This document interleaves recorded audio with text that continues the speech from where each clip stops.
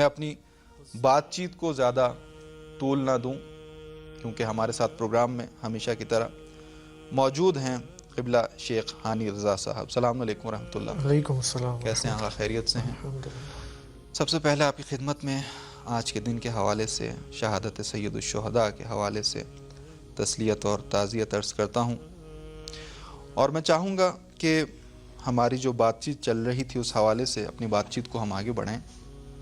قبلہ، ہم نے دیکھا کہ کلی طور پر اس زمانے میں یعنی جہان اسلام دو گروہ میں بٹا ہوا تھا، کہ ایک وہ مسلمان تھے جنہوں نے پیغمبر کے نواسے کا ساتھ دیا اور آخری دم تک جو ہے وہ ان کے رکاب میں لڑتے رہے اور آخرکار ان کو شہادت نصیب ہوئی۔ لیکن ایک بہت بڑا طبقہ ایسا تھا جو ان کا مخالف تھا، جو ان کے آواز پہ لبیک کہے بغیر یا اپنے گھروں میں بیٹھا رہا یا ان کے مخالفین میں شامل ہو گیا۔ بالکل یہی صورتحال ہمیں جنگ احد میں بھی نظر آتی ہے کہ پیغمبر خدا صلی اللہ علیہ وآلہ وسلم کے ساتھ بھی اصحاب ہیں، ان کے ساتھ لڑنے والے، اور ان کے مقابل میں بھی ایک مخالفوں کی ایک بہت بڑی تعداد ہے، خود اپنوں میں سے بہت سے لوگ پیغمبر خدا کو چھوڑ کے چلے گئے۔ میں چاہتا ہوں کہ آج کے زمانے میں ان حالات کو دیکھتے ہوئے کربلا اور جنگ احد کا جو میں نے ذکر کیا، اس سے کیا ہم عبرت لے سکتے ہیں، کیا سبق حاصل کر سکتے ہیں؟ بسم اللہ الرحمن الرحیم، الحمدللہ رب العالمین، وصلی اللہ علی محمد وآلہ الطاہرین، اللہم صلی علی محمد وآل محمد وعجل فرجہم۔ سب سے پہلے آپ تمام ناظرین اور آپ کی خدمت میں، اور بالخصوص امام زمانہ علیہ السلام کی خدمت میں روز عاشور کی مناسبت سے تعزیت اور تسلیت عرض کرتا ہوں۔ اعظم اللہ اجورنا و اجورکم۔ دیکھیں، آپ کا سوال واقعاً بہت ہی عالی ہے، کیونکہ ایک عجیب ہمیں کامنالٹی نظر آتی ہے جنگ احد کے اندر اور روز عاشور کے اندر جو واقعہ پیش آیا۔ لیکن اس سوال کا جواب دینے کے لیے میں ایک مقدمہ یہاں پر، ایک بیک گراؤنڈ میں آپ کی خدمت میں اور ناظرین کی خدمت میں پیش کروں کہ یہ جو جنگ احد میں بعض مسلمانوں نے البتہ نبی اکرم صلی اللہ علیہ وآلہ وسلم کا ساتھ چھوڑا اور چلے گئے اور انگشت شمار رہ گئے تھے، ایسا کیوں ہوا؟ آپ دیکھیں، جنگ بدر کے اندر 313 مسلمان تھے اور کفار کا جو لشکر تھا وہ ہزاروں میں تھا، لیکن خداوند سبحان نے ایک عجیب امداد کی اس لشکر کی۔ آپ دیکھیں، غیبی امداد کی آیات قرآن میں موجود ہے کہ ملائکہ منزلین مصومین و مردفین نازل ہوتے ہیں جنگ بدر کے اندر اور مسلمانوں کی غیبی امداد کرتے ہیں۔ نتیجے میں مسلمان اس جنگ کو، پہلی جنگ کو جیت جاتے ہیں۔ لیکن ہوا کیا؟ اگلے سال جنگ احد پیش آتی ہے، لیکن اس ٹائم پیریڈ میں مسلمانوں کے اندر ایک مینٹالٹی ایجاد ہوئی، وہ یہ کہ ہم تو اللہ کے چہیتے ہیں اور اب کوئی بھی جنگ ہوگی اللہ تو قطعاً دوبارہ ملائکہ کو بھیجے گا، غیبی امداد۔ یہ غرور کہ ہم تو اب کبھی نہیں ہاریں گے، ہماری کبھی شکست نہیں ہو سکتی، یہ مینٹالٹی اور غرور مسلمانوں کے اندر ایجاد ہو گیا۔ اب جب جنگ احد کا واقعہ پیش آیا کہ احد اس جگہ کو کہتے ہیں جو مدینہ کے بالکل نزدیک کچھ فاصلے پر ہی تھا، جب جنگ احد مسلمانوں کے ساتھ پیش آئی تو آپ دیکھیں 1000 کا لشکر تھا مسلمانوں کا، اور ان کے مقابلے میں کفار البتہ ان کی تعداد سے زیادہ تھے۔ البتہ پہلے تو یہ ہوا کہ مسلمانوں کے درمیان یہ بات چھڑ گئی کہ ہم مدینہ کے اندر جنگ لڑیں یا مدینہ کے باہر لڑیں۔ یہاں پر رسول خدا صلی اللہ علیہ وآلہ وسلم نے سب کی اوپینینز مانگی اور ڈیسائیڈ یہ ہوا ان دی اینڈ کہ نہیں، جنگ جو ہے وہ خارج از مدینہ لڑی جائے۔ مسلمان آتے ہیں یہاں پر اور ہزاروں کا لشکر، ان 1000 لشکر، اس 1000 تعداد کی لشکر میں 300 افراد منافقین جدا ہو جاتے ہیں۔ اب آپ تعجب، یعنی انسان صرف تصور کریں کہ مسلمانوں کا 1000 لشکر ہے، 1000 نفری ہے، اس 1000 نفری میں 300 جدا ہو جاتے ہیں، اور وہ بھی حالت جنگ میں، جنگ کے اندر یا جنگ سے بالکل پہلے، کیونکہ یہ 300 کون تھے؟ منافقین تھے، عبداللہ ابن ابی کی سربراہی میں انہوں نے آج کے اصطلاح کے مطابق رومرز اور فیک نیوز انہوں نے پھیلائی ہوئی تھی اور مسلمانوں کے اندر سستی ایجاد کی تھی ان خبروں کی وجہ سے، اور اپنی خبروں کی وجہ سے بالآخر یہ 300 افراد جدا ہو گئے. کتنے بچے؟ 700 افراد. اب یہ مسلمان جو کہ 700 افراد ہیں جاتے ہیں کفار سے لڑتے ہیں اور کفار کو شکست دے دیتے ہیں. اس درمیان نبی اکرم صلی اللہ علیہ وآلہ وسلم نے مسلمانوں کو ان 700 میں سے کچھ کو کہا تھا کہ 70 تقریباً افراد تھے کہ تم جاؤ اس جگہ پر پہاڑی کے اوپر، وہاں پر پہرا دو، وہاں پر نگہبانی کرو، اور جب تک میں نہ کہوں وہاں سے ہلنا مت. بالآخر جب انہوں نے دیکھا کہ یس مسلمان تو جیت گئے دوبارہ جنگ احد میں، اور یہ اب بزی ہیں، مصروف ہیں مال غنیمت کو اکٹھا کرنے میں، تو وہ اوپر سے دیکھ رہے تھے. انہوں نے کہا اب تو بہترین موقع ہے، ہم بھی چلتے ہیں، جنگ تو ختم ہو گئی ہے ہمارے نفع میں. تو ان 70 افراد میں سے تقریباً شاید 40 یا 42 افراد اس جگہ کو رہا کرتے ہیں، چھوڑ دیتے ہیں اور آتے ہیں مال غنیمت کو اکٹھا کرنے میں. صحیح. نتیجے میں ہوتا یہ ہے کہ خالد ابن ولید جو کہ قریش کے لشکر میں تھا، اس انیمی سائٹ پر تھا، وہ آتا ہے اور پیچھے سے مسلمانوں پر حملہ کرتا ہے، اور نتیجہ یہ ہوا کہ 70 مسلمان شہید اور مجروح ہو گئے، زخمی ہو گئے. ان میں سے اہم ترین شخصیات میں سے آپ دیکھیں خود حمزہ سید الشہداء علیہ السلام شہید ہو جاتے ہیں. امیجن کریں، تصور کریں. اب یہ جب حالت پیش آتی ہے کہ 70 مسلمان شہید ہو گئے، لشکر کے اندر ایک عجیب ضعف ایجاد ہوتا ہے. بالکل. پھر وہاں سے وہ خبر آتی ہے کہ محمد کو مارا گیا ہے، وہ شہید، اور یہ سب کچھ مسلمان یہاں پر بلکہ بہت سارے اس جنگ 700 میں سے فرار کرنے لگتے ہیں. البتہ اس فرار کے اندر بھی بہت سارے طبقات ہیں کیونکہ کچھ واپس بھی آ جاتے ہیں. قرآن سورہ آل عمران کے بقول. اب ہوا کیا؟ مسلمانوں کے اندر ایک عجیب ضعف اور ویکنس اور ان کی مینٹالٹی کے اندر سستی ایجاد ہو گئی کہ اب تو ہم شکست کھا گئے، پہلے تو ہم جیت گئے تھے، اب ہم شکست کھا رہے ہیں، یہاں پر اب ہم کیا کریں. یہاں پر رسول خدا صلی اللہ علیہ وآلہ وسلم ان مجروحین کے ساتھ، زخمی مسلمانوں کے ساتھ واپس مدینہ کی طرف حرکت کرتے ہیں. جب مدینہ حرکت کرتے ہیں، اب یہ واقعہ مفصل ہے، میں صرف محدودیت وقت کی وجہ سے میں 1 منٹ کے اندر اس کو آپ کی خدمت میں پیش کرتا ہوں. ہوتا یہ کہ جب دیکھا کفار نے کہ مسلمان واپس مدینہ جا رہے ہیں، تو کفار نے یہاں پر سوچا کہ اب تو ان کے بہت سارے تو فراری ہیں، کتنے تو زخمی ہو گئے ہیں، بڑے بڑے جرنیل ان کے جیسے حمزہ شہید ہو گئے. اب ہم ایک کام کرتے ہیں، ہم سب مل کر مدینہ پر حملہ کرتے ہیں اور ایک ہی لمحے میں مسلمانوں کا کام اور اسلام کا کام تمام کر دیتے ہیں. عجیب ہے. یہاں پر جبرائیل علیہ السلام خداوند متعال کی جانب سے رسول خدا صلی اللہ علیہ وآلہ وسلم کو خبر دیتے ہیں کہ کفار کا یہ پلان ہے. یہاں پر نبی اکرم نے یہ فرمایا کہ وہ افراد جو زخمی ہوئے ہیں صرف وہ میرے ساتھ آئیں اور چلو ان کفار کا پیچھا کرتے ہیں. یہاں پر ایک آیت نازل ہوتی ہے، البتہ اس پورے ٹائم پیریڈ کے اندر ایک اہم آیت نازل ہوتی ہے. وہ آیت کیا ہے؟ وَلَا تَهِنُوا وَلَا تَحْزَنُوا وَأَنْتُمُ الْأَعْلَوْنَ إِن كُنْتُم مُؤْمِنِينَ. مسلمانوں کو یہ بتایا جا رہا ہے کہ یہ جو تمہارے اندر غرور تھا نا جنگ بدر کے بعد کہ تم اب تو کبھی شکست نہیں کھاؤ گے، دیکھو تم اس وجہ سے جنگ بدر میں شکست نہیں کھائے تھے کیونکہ تم مؤمنین تھے. بالکل تم مؤمن تھے، لیکن اب ان کنتم مؤمنین، اب تم مؤمن نہیں تھے، تم ایمان لاؤ گے تو انتم الاعلون تمہارے لیے محقق ہوگا. صحیح ہے. قبلہ ہم اپنی بات چیت کو یہیں سے آگے بڑھائیں گے. فی الحال چلتے ہیں ایک وقفے کی طرف اور رہبر معظم انقلاب کا ایک ویڈیو کلپ آپ کو سناتے ہیں اور دوبارہ آپ کی خدمت میں حاضر ہوتے ہیں. ما امروز احتیاج داریم حسین ابن علی رو به دنیا بشناسانیم. احتیاج داریم حسین ابن علی رو به دنیا بشناسانیم.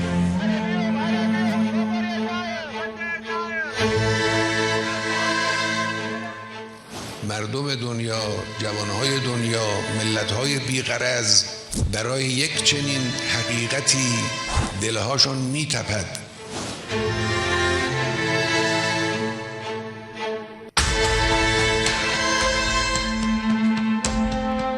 برای یک چنین حقیقتی دلهاشون میتپد.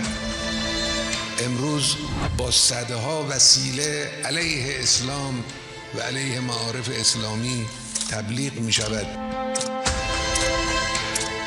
در مقابل این حرکت خصمانه جبهه کفر و استکبار، حرکت معرفت حسینی می تواند یک تنه سینه سپر کند، بایستد، حقیقت اسلام را، حقیقت قرآن را به دنیا معرفی کند. منطق حسین بن علی علیه السلام منطق دفاع از حق است، منطق ایستادگی در مقابل ظلم و طغیان و گمراهی و استکبار است. این منطق امام حسینه. امروز دنیا به این منطق نیازمنده. دنیا شاهد حاکمیت کفر و استکبار است، حاکمیت فساد است. دنیا شاهد حاکمیت ظلم است.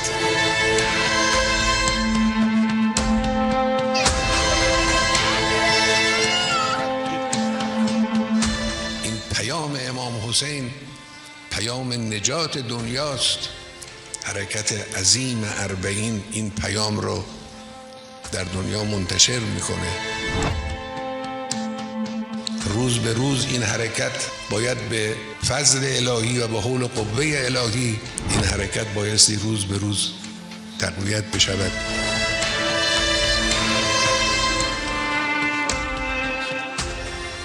اربعین جهانی شد و جهانی تر هم خواهد شد.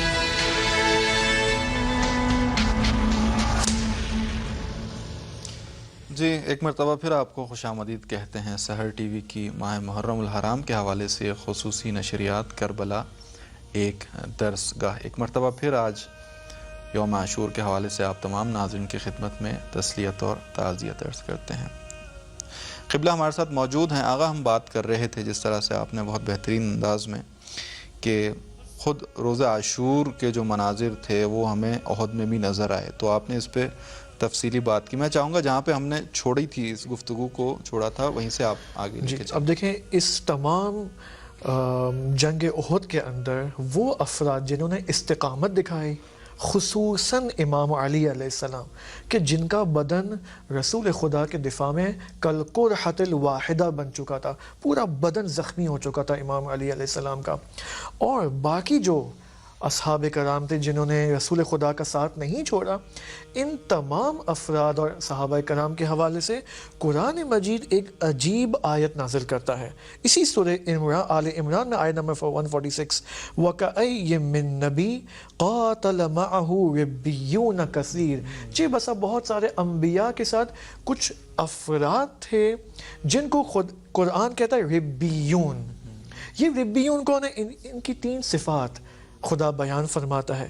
فما وہنوا لما اصابہم فی سبیل اللہ, 2 وما ضعفوا وما استکانوا. یہ 3 صفات ربیون کے ہمیں امام حسین کے ساتھیوں میں ملتی ہے. ابھی میں انشاءاللہ اشارہ کروں گا. ربیون کون ہیں؟ خلاصہ ربیون وہ افراد ہیں جو پایہ کار ہیں, ہمیشہ اپنی جان فدا کرنے کو تیار ہیں بغیر کسی چونو چرا کے, تابع محض ہیں. اور تمام انبیاء کے ساتھ یہ لشکر ہوا کرتا تھا ربیون کا. لہٰذا امام علی علیہ السلام نبی اکرم کے ربیون میں سے تھے, حمزہ ربیون میں سے تھے. ان کی 3 صفات ہیں. فما وہنوا لما اصابہم, کیا مطلب؟ ان کے اندر اندرونی طور پر ان کے اندر کوئی سستی ایجاد نہیں ہوتی. یعنی جب یہ دیکھتے ہیں کہ دشمن ہم پر حملہ آور ہو رہا ہے, چاروں طرف سے ہمیں گھیر لیا گیا ہے, ان کے اندر کوئی سستی ایجاد نہیں ہوتی. یہ ایک صفت ہے. میں واقعاً تمام ناظرین سے درخواست کروں گا کہ یہ جو جنگ احد کا اور جنگ کربلا کا جو سین بتایا جا رہا ہے, اس کو آج کے زمانے میں جو حق اور باطل کی جنگ چل رہی ہے اس کو آپ خود تطبیق کریں یہاں پر. دوسری صفت کیا ہے؟ وما ضعفوا, ان کے اندر بیرونی طور پر کوئی ضعف اور ویکنس ایجاد، یعنی جب یہ دیکھتے ہیں کہ دشمن کے پاس اتنی ٹیکنالوجی ہے، اے آئی ویپنز ہیں، آرٹیفیشل انٹیلیجنس کے ویپنز ہیں، وہ تمام تر ٹیکنالوجی لے کر آیا ہے حق کا مقابلہ کرنے کے لیے، اور ہمارے پاس تو چلو اپنی ہوم میڈ میزائلز ہیں، لیکن یہ حوصلے پست نہیں دشمن ہوتے۔ کی ٹیکنالوجی کو دیکھ کر وما ضعفوا، ان کے اندر کوئی ضعف ایجاد نہیں ہوتا، وما استکانوا، اور اب دیکھیں نہ اندرونی طور پر سستی ایجاد ہو رہی ہے، نہ باہر سے ضعیفی ایجاد ہو رہی ہے، جب یہ دو محقق ہو جائے وما استکانوا، کبھی بھی تسلیم نہیں ہوتے۔ آپ دیکھیں یہ ربیون کی 3 صفات ہیں، لہٰذا آپ دیکھیں نبی اکرم صلی اللہ علیہ وآلہ وسلم، اور اس آیت کریمہ کے اندر آپ دیکھیں 176 کے اندر ہمیں یہ بات ملتی ہے کہ الذین قال لهم الناس، جب منافقین آتے ہیں اور خبر دیتے ہیں کہ کفار کا تمام لشکر دنیا بھر سے تم پر غلبہ پانے والا ہے، جمع ہو چکا ہے، تم پر جنگ مسلط کرنے والا ہے، یہ منافقین کی بات ہے۔ جب مومنین کو یہ منافقین کی خبر ملتی ہے قد جمعوا لک فخشوہم فزادہم ایمانا، نہ یہ کہ فقط ڈرتے نہیں ہیں، فزادہم ایمانا، ان کے ایمان میں اضافہ ہوتا ہے۔ آپ دیکھیں یہ ربیون کی کوالٹیز ہیں۔ یہی امام حسین علیہ السلام کے لشکر میں ہمیں نظر آتا ہے کہ یزید کا لشکر 30,000 کا ہے اور یہاں پر 72 ساتھی ہیں، ان کے اندر نہ باہر سے سستی، باہر سے کوئی ویکنس ہے، نہ اندر سے سستی ایجاد ہو رہی ہے، اور نہ ہی تسلیم ہوتے ہیں۔ وہ واقعہ ہمیں معلوم ہے کہ جب امان نامہ، مثلا امان نامہ کا جو واقعہ تھا شمر اور حضرت عباس کے دن، آپ دیکھیں امام حسین حضرت عباس تسلیم نہیں ہوئے جب وہ دشمن امان نامہ دینے آئے۔ یہیں پر ہمیں جنگ احد کے اندر اور کربلا کے اندر یہ سین ہمیں نظر آتا ہے کہ یہ کوالٹی ربیون کی ہمیں اب آج کے زمانے میں دیکھنی ہے۔ صحیح، ٹھیک ہے قبلہ، بہت بہترین انداز میں۔ میں چاہتا ہوں کہ اب اس کو ذرا لے کر آئیں آج کل کے حالات جو ہیں، کہ ہم نے اس حوالے سے، ان حالات میں اس زمانے کے حوالے سے بات کی، آج کے دور میں جو ہم ایک حق و باطل کی جنگ دیکھ رہے ہیں، تو اس میں اس کا تقابلی جائزہ کیسے کیا جائے؟ قطعاً اگر کربلا حق اور باطل کی جنگ ہے تو ہمیں بالآخر حق اور باطل کی جو جنگ ہے اس کا تعلق فقط ماضی سے نہیں ہے، وہ ایکسٹینڈڈ ہوتی ہے آج کے زمانے تک۔ لہٰذا اگر آج ہم، آپ دیکھیں ایران اور اسرائیل کی جو یہ 12 روز کی جو جنگ تھی، عجیب ہے، بہت ہی عجیب ہے۔ رہبر معظم آیت اللہ خامنئی حفظہ اللہ نے طوفان الاقصیٰ کے بعد تمام مؤمنین کو یہ فرمایا تھا کہ تم سورہ فتح کی تلاوت کرو۔ آپ دیکھیں کیوں سورہ فتح، یعنی دیکھیں نمائندہ امام زمان کوئی بات بے عبث نہیں کرے گا، حتماً اس بات کے اندر حکمت ہے۔ آپ دیکھیں یہ جو 12 دن کی جو جنگ تھی، اور ان کی کوشش تھی کہ آیت اللہ خامنئی کو شہید کیا جائے، اور ظاہراً آیت اللہ خامنئی صرف انہوں نے 3 بیان دیے ٹی وی کے اوپر، اور یہ ایکسپیکٹ کر رہے تھے کہ یہ آئیں گے عاشور کے ایام میں اور پبلک میں حسینیہ امام خمینی میں آئیں گے اور سپیچ کریں گے، لیکن ہم دیکھتے ہیں کہ وہ 4-5 دن تک نہیں آئے۔ لیکن اچانک ہم نے دیکھا کہ کل رات رہبر معظم آتے ہیں اس حسینی امام خمینی کے اندر۔ یہاں پر مجھے واقعاً وہ سورہ فتح کی آیت یاد آتی ہے جس میں ربیون کی ایک صفت بیان کی گئی ہے۔ آپ دیکھیں یہ وہ آیت ہے جو مومنین کا حال اس وقت بتا رہی ہے۔ آپ دیکھیں هو الذی، بسم اللہ الرحمن الرحیم، هو الذی انزل السکینۃ فی قلوب المؤمنین لیزدادوا ایمانا مع ایمانہم، خداوند سبحان مومنین کے دلوں کو سکون دیتا ہے، آرامش دیتا ہے، ان کے دلوں میں سکینہ ایجاد کرتا ہے، جس کے نتیجے میں ایمان بعد ایمان ان کے اندر ایجاد ہوتا ہے۔ آپ دیکھیں یہ حال تمام مومنین کے اندر کل رات ایجاد نہیں ہوا تھا کہ جب رہبر معظم آئے، جتنے بھی سوشل میڈیا پیجز تھے، اگر آپ ریسرچ کریں ٹویٹر اکاؤنٹ، سنی شیعہ اکاؤنٹس کو آپ دیکھیں، تقریباً سب مسلمانوں نے اپنے اپنے سوشل میڈیا پیجز کے اندر رہبر معظم کی یہ فوٹو اس کو نشر کیا، یعنی مومنین کے اندر ایک نشاط ایجاد ہو گیا رہبر کے آنے سے۔ آپ دیکھیں اس سے ہمیں پتہ چلتا ہے کہ حق اور باطل کی جنگ اس وقت جاری اور ساری ہے. میں یہاں پر مجھے ایک بہت، آپ دیکھیں امام حسین علیہ السلام اگرچہ مظلومانہ شہید ہوئے، جس کے نتیجے میں تفکر حسینی پوری دنیا میں پھیل گیا آج تک. کیا فرق ہے اس زمانے میں اور آج کے زمانے میں؟ ایک عمدہ فرق یہ ہے کہ امام حسین علیہ السلام ظاہری طور پر پیروز نہیں ہوئے، نہیں جیت سکے، شہید ہو گئے ظاہری طور پر. لیکن آج کے زمانے میں یہی حق اور باطل کی جنگ میں ہمیں ایک خدا کی عجیب امداد نظر آتی. وہ کیسے؟ کہ خدا اگرچہ حق مظلوم ہے، لیکن خدا یہ چاہتا ہے کہ اس وقت حق کو ظاہری غلبہ بھی عطا کرے، صحیح، ظاہری حکومت بھی عطا کرے. یعنی ایسا نہیں کہ اب خدا یہ کہہ رہا ہے کہ نہیں تم بے دردی سے پورا ایران اور تمام حق کے پیروکار شہید ہو جائیں. نہیں، اب وہ ٹائم نہیں ہے. لہٰذا رہبر معظم ایک عجیب جملہ فرماتا ہے کہ ہم مظلوم ہیں لیکن مقتدر ہیں. قوی. اور یہ اقتدار آہستہ آہستہ، آپ دیکھیں کل میں ایک یوٹیوب کا ایک انالیسس دیکھ رہا تھا نان مسلم کا. وہ یہ کہتا ہے کہ you should welcome the new boss of Middle East, Iran. یعنی مڈل ایسٹ کا نیا باس ہے، وہ کون ہے؟ ایران ہے. بالکل. آپ دیکھیں لوگ آہستہ آہستہ بیدار ہو رہے ہیں. کوئی شک نہیں ہے اس میں. ہم اگر قرآن کی نظر سے آج کے زمانے کو دیکھیں تو یہاں پر ہمارے اوپر ذمہ داری عائد ہوتی ہے کہ یس، اب میں جو پاکستانی ہوں، انڈین ہوں، افریقائی ہوں، جو بھی ہوں، میرا کیا رول بنتا ہے یہاں پر. صحیح. بہت شکریہ قبلہ، بہت مہربانی. آپ نے بہرحال وقت دیا، اور حقیقت بھی یہی ہے کہ یہ مکتب کربلا ہمیں سکھاتا ہے کہ تعداد کبھی بھی جو ہے وہ کم من فئۃ غلب. بالکل ایسا ہی ہے. بہت شکریہ ایک بار پھر آپ